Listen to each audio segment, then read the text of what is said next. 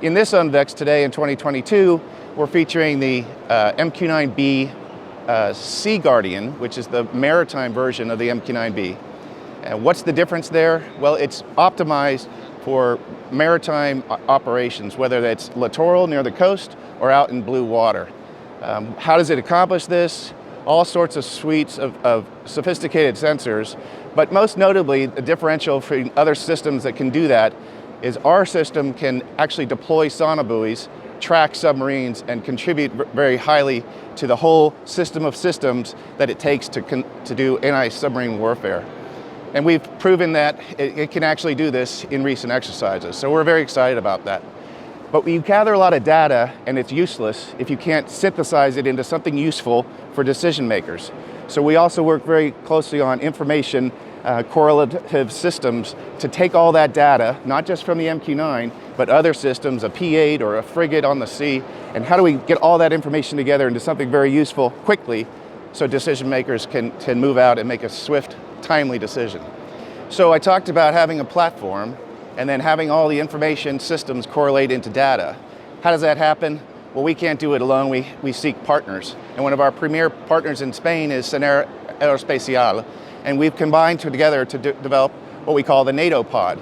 What it is a multi-mission enclave which allows any nation to put their own sovereign system in it, and it would rest underneath the wing of the MQ-9. We're very excited that the progress has been made so far with our industry partner, and we actually will have our first validation flight in about another month.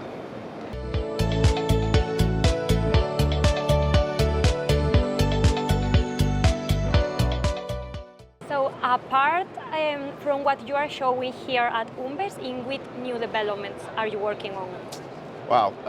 Well, this company focuses on a mission of securing information dominance. That means we have to constantly look in many directions. What's the current field and where do we think it's going to go, and take some risk going out there. So we have a lot of things going on that I can't talk about, but we do have some very exciting things that have been out in the public, such as this is a turboprop version of the MQ-9. We have a different version that has a jet engine. We're experimenting with a hybrid electric engine on another kind of bird. And then we're dealing with what's in the realm for small UAVs that we can put under the wing and launch and even recover back on it. Those are all existing. They're in development at various stages, but we're going to go ahead with all those. Of course, the near-term one is our short takeoff and landing. We call it the Mojave, which is flying now. And could you go a little bit deeper into the information about Mojave? Yeah. So what it involves is changing the wings to a much wider, more like a rectangle, shorter. It gives it higher lift, so it can take off on short dirt roads in a fraction of the distance it takes for any kind of UAS to take off of.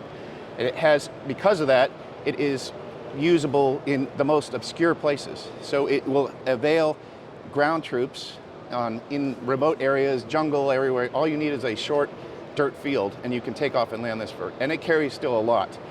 And its endurance is less. MQ-9B is up in 35 hours or more. The Mojave is around 20 or 25, still incredibly useful to ground troops. And we're looking to the future of how could it possibly take off and land off big aircraft carriers or even the small deck carriers. And we're very much in the scientific assessment of what it would take to do that. So we see a great future for it. It's exciting on both land support, in coordination with combat helicopters and so forth in that environment. And if we can get to the maritime version off a deck carrier, the whole maritime concept of operation changes radically. Thank you very much, Scott. Thank you. Thank you.